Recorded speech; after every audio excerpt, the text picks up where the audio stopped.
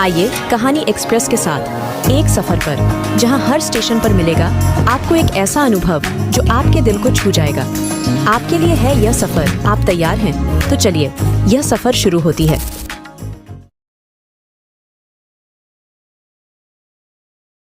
सुनहरी नागरी में घर घर में आज सुबह से जश्न का माहौल है। बरसों की मन्नतों के बाद महारानी एलिजा देवी ने एक खूबसूरत सी राजकुमारी को जन्म दिया है। सारी की सारी नगरी आज रात के जश्न की तैयारी में डूबा हुआ था। शाम होने वाली थी। तांत्रिक बाबा प्रचंड जी महाराज का तभी राजभवन में आगमन हुआ।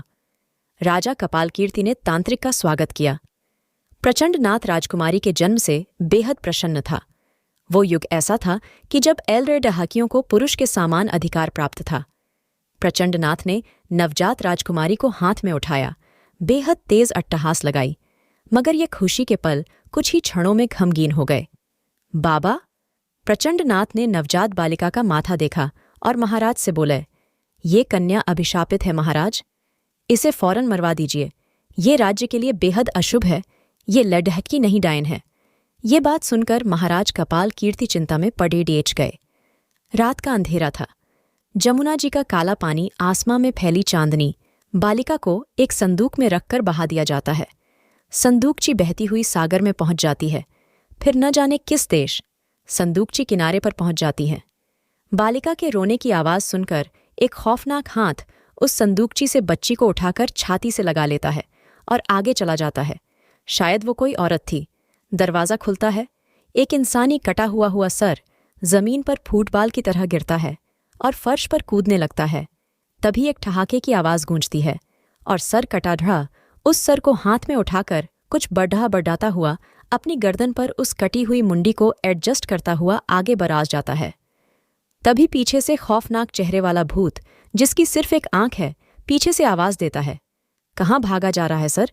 कटे राक्षस पलटकर बोलता है, मैं सरकटा हूं तो तू कौन सा बहुत खूबसूरत है। तेरे तो चेहरे में आंख ही नहीं है। चल लड डहना झगडदना। छोड़, ये बता आज राजकुमारी को कहाँ ले जाना है?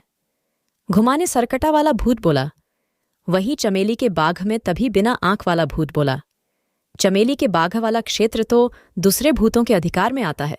हम काले गुलाबों वाले बाघ में राजकुमारी को घुमाने ले जाएंगे।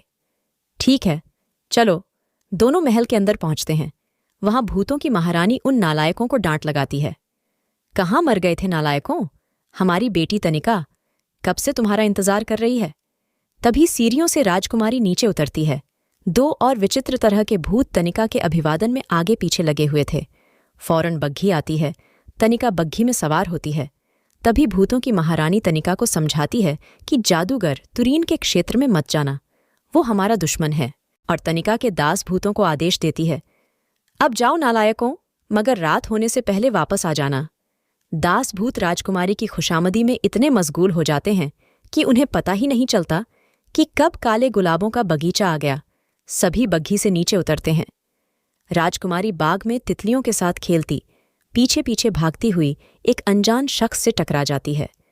शायद वो किसी देश का राजकुमार था। तनिका की आंखें राजकुमार को देखती रह जाती है। ये सब नज़ारा तनिका के चमचे भूत छुपकर देख रहे होते हैं। तभी तनिका पलटकर बोलती है, मुझे जाना होगा, शाम होने वाली है। तब राजकुमार पूछता है, अब कब मिलोगी? तनिका कहती है, कल इसी समय इसी जगह, और तनिका दौड़ डाच लगाती है। राजकुमार पूछता है, पक्का? तनिका कहती है, हाँ पक्का। और वो दुमछल्ले भूतों के साथ बग्घी में सवार होकर महल वापस जाने लगती है तो एक भूत तपाक से पूछता है, राजकुमारी आपका आदम जात के इस तरह करीब जाना हमारे लिए ठीक नहीं? तो तनिका कहती है, मैं इंसान हूं, तुम्हारी तरह डरावनी भूत नहीं। ये बात सुनकर सारे चमचे सर झुका लेते हैं। बग्घी महल के बाहर खड़ी होती है। भूतों की महारानी तनिका को गले लगा लेती है, आ मेरी बच्ची। खैर, रात गुजरती है। आज तनिका सुबह से ही बाहर जाने के लिए बेकरार थी, मगर माँ की अनुमति के बिना तनिका घर के बाहर कदम नहीं रख सकती थी। दोपहर किसी तरह गुजरी तनिका एक बार फिर तैयार होकर घूमने निकली। उसने अपनी बग्घी को पहले ही रोक दिया और दुमछल्ले भूतों को वहीं रोककर बाघ काले गुलाब के बाग में अकेली गई। सामने राजकुमार पार्क की कुर्सी में बैठा तनिका का इंतजार कर रहा था। तभी तनिका उसके पास पहुंची। दोनों बहुत खुश थे। तनिका ने कहा कि मुझे चमेली का बाघा देखना है। मगर उसके घर वाले उसे वहां नहीं जाने देते। राजकुमार कहता है, बस इतनी सी बात है, चलो मैं तुम्हें चमेली के बाग में ले जाता हूं। वो तनिका को चमेली के बाग में ले जाने के लिए अपने घोड़े को बुलाता है और तनिका को साथ बिठाकर चमेली के बाग के लिए रवाना हो जाता है। तभी उन दोनों पर तनिका के चमचे भूतों की नज़र पड़े ढहती है। वो उन दोनों का पीछा करते चमेली के बाघा तक पहुंच जाते हैं, लेकिन तनिका राजकुमार के साथ चमेली के बाघा के अंदर जा चुकी थी। भूत बाहर छुपकर बाघा का मुआयना कर रहे थे, क्योंकि उन्हें पता था कि जादूगर तुरीन कभी भी वहां आ सकता है। इतने में जादूगर तुरीन बाघा के अंदर प्रवेश करता है। वो मायावी शक्ति से भूतों की उपस्थिति भांप सकता है। उसने कई भूतों को अपन जादुई बोतलों में बंद कर रखा था, जो कि उसके माया जाल में कैद की जिंदगी जी रहे थे। जादूगर तुरीन जब राजकुमार के सामने जाता है तो सर झुकाता है और उन्हें आगाह करता है कि वो इस लेड शकी से दूर रहें। ये लेडी डाइट की उनके लिए सही नहीं है। राजकुमार जादूगर तुरीन को फटकार लगाता है और बोलता है कि अपने काम से काम रखे, वरना उसके राज्य से उसे भगा दिया जाएगा। आगबबूला जादूगर तुरीन वहां से भाग जाता है। दोनों चमेली के बाग में घूमते हैं और राजकुमार तनिका से विवाह के संदर्भ में उसके माता पिता से मिलने का आग्रह करता है। तनिका पहले घबराती है, फिर महल का पता बताकर वहां से चली जाती है। चमचे ये सब बात सुन लेते हैं। वो सोफिया से कहते हैं, तुमने ये क्या किया? तुम्हें पता है कि हम लोग इंसान नहीं हैं और नहीं इंसानों के साथ रह सकते हैं। तनिका मुंह बना के निकल जाती है। दूसरे दिन राजकुमार सुबह सुबह अपने घोड़े पर सवार होकर जैसे ही महल के प्रमुख द्वार पर पहुंचता है, एक मुंडी सामने आकर गिरती है। राजकुमार उस मुंडी को फुटबॉल की तरह उछाल देता है। तभी सर कटे भूत का धड़डर आता है। ओ राजकुमार, ये तुमने क्या किया? अब मुझे अपनी मुंडी की तलाश में मीलों भटकना पड़ेगा। वो अपनी मुंडी के पीछे दौड़ लगा देता है। राजकुमार हंसता हुआ बोलता है, तुम्हारे लिए यही बेहतर है। तभी बिना आंख वाला भूत आकर राजकुमार को डराता है। राजकुमार उसकी गर्दन पकड़ उसे हवा में उठा लेता है और अपनी तलवार से उसका सर काटने वाला रहता है।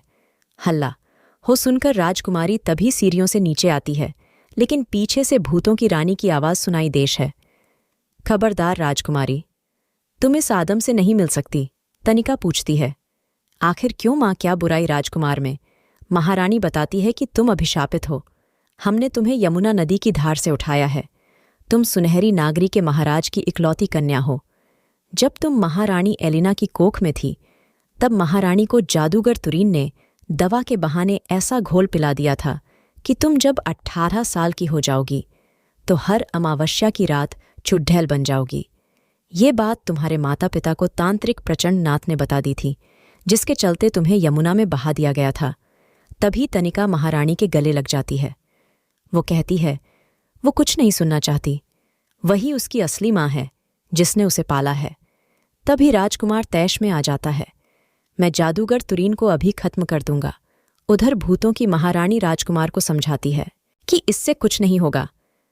जादूगर तुरीन मांधव गराज का शासक बनना चाहता है। वो कुछ नया कमीनापन करने वाला है। सुनहरी नागरी के खिलाफ उसके पास एक ऐसा शरबत ए जमजम है कि उसे अगर तनिका को पिला दिया जाए तो वो शाप मुक्त हो सकती है। राजकुमार बोलता है, मैं अभी जादूगर से वो शरबत ए जमजम लेकर आता हूं। महारानी एक बार फिर राजकुमार को रोक देती है और कहती है, रुको, ये लो, नक्शाकाली पहाड़ी के पीछे वाली शैतान गुफा में जादूगर तुरीन का मायावी अड्डा है। रास्ते में बहुत सी अढ़चने आएगी। वो उसके साथ सरकटा और बिना आंख वाले भूत को भेजती है। राजकुमार हंसता है, मैं अकेला ही काफी हो उस मायावी जादूगर के लिए। ये नमूने आप अपने पास रखें। लेकिन तनिका के आग्रह पर राजकुमार उन दोनों भूतों को साथ लेकर चल देता है। दोनों राजकुमार का अच्छा टाइम पास करते हैं। कई दिनों के सफर के बाद आखिर राजकुमार को काली पहाड़ी के पीछे वाली शैतान गुफा दिखाई देती है। राजकुमार गुफा के पहरेदारों को नेस्तनाबूद करता हुआ गुफा के अंदर प्रवेश करता है और दोनों भूत जादूगर के डर से अंदर नहीं जाते हैं, वो वहीं छुप जाते हैं। अंदर का नज़ारा बेहद भयावह था। चारों तरफ बोतलों में बंद भूतों के चीखने की आवाज़ें सुनाई दे रही थीं। और ये क्या कमीने जादूगर तुरीन ने तो महारानी एलिजा, महाराज कपाल कीर्ति और तांत्रिक बाबा प्रचंडनाथ को भी बंदी बना रखा था। राजकुमार महाराज और महारानी को प्रणाम करता है और बताता है कि उनकी बेटी को इसी कमीने जादूगर ने अभिशापित किया था। वो अब भूतों की महारानी के पास सुरक्षित है। जानकर तनिका के माता पिता खुश हो जाते हैं और बाबा प्रचंड नाथ भी बोल पड़ी डीडीएचते हैं, उस शरबत तक मैं तुम्हें पहुंचाऊंगा। राजकुमार, तभी जादूगर तुरीन आ धमकता है, वाह बहुत खूब, आखिर शिकार खुद आ गया। शिकारी के पास, अब मैं तुम सबकी आत्माओं को जिस्म से अलग करके इन बोतलों में भर दूंगा और ताउम्र तुम सब मेरे घोलाम रहोगे। राजकुमार तलवार निकालने की कोशिश करता है। तभी जादूगर अपनी माया से राजकुमार की तलवार दूर फेंक देता है और बोलता है, कोई होशियारी नहीं बच्चे, ये तुम्हारा राजपाट नहीं, हमारी माया नगरी है, यहां हमारी हुकूमत चलती है। इधर सरकटा और बिना आंख वाला भूत बहुत देर से बाहर न आने पर राजकुमार के लिए चिंतित हो रहे थे। तभी दोनों ने एक आइडिया बनाया। बिना आंख वाला भूत सर कटे भूत के सर के साथ फुटबॉल खेलता हुआ अंदर जा घुसा और बिना आंख वाले भूत ने मुंडी में एक जोर की किक मारी। मुंडी जादूगर तुरीन के सर पर जा लगी। जादूगर तुरीन लदत खड़ा कर गिर गया। तभी सर कटे भूत का धड़ा पीछे से दौड़ ढहाता हुआ आया और जादूगर तुरीन के सीने में लात रखकर कूदता हुआ अपनी मुंडी कैच करके पकड़ डेच लेता और अपनी गर्दन में एडजस्ट करता हुआ नीचे उतरता है। तभी राजकुमार अपनी तलवार उठा लेता है और महारानी एलिजा, महाराज कपाल कीर्ति को आज़ाद करके गुफा के बाहर जाने के लिए दोनों भूतों को आदेश देता है। अब राजकुमार बाबा प्रचंडनाथ को आज़ाद करता है। बाबा प्रचंडनाथ राजकुमार को शरबत ए जम की बोतल को उठाने का इशारा करते हैं और सभी भूतों को मंत्र से आज़ाद कर देते हैं। तभी जादूगर तुरीन एक बार फिर उठ खड़ेरा हुआ। वो गुस्सा कर राजकुमार की तरफ आगे बढ़ता है, लेकिन बाबा प्रचंडनाथ उसे पवित्र जल और मंत्र के माध्यम से जलाकर भस्म कर देते हैं। सालों से बोतलों में बंद भूत आज़ाद होकर हवा में उड़ डस जाते हैं। राजकुमारी तनिका शरबत ए जम पीकर शाप मुक्त हो जाती है। माधवगढ़ में जश्न का माहौल है। राजकुमारी के वापस आने पर माधवगढ़ की तमाम प्रजा महारानी एलिजा और महाराज कपाल कीर्ति के साथ बेहद प्रसन्न हैं। तांत्रिक बाबा प्रचंडनाथ के द्वारा राजकुमारी तनिका का राजकुमार के साथ विवाह करा दिया जाता है।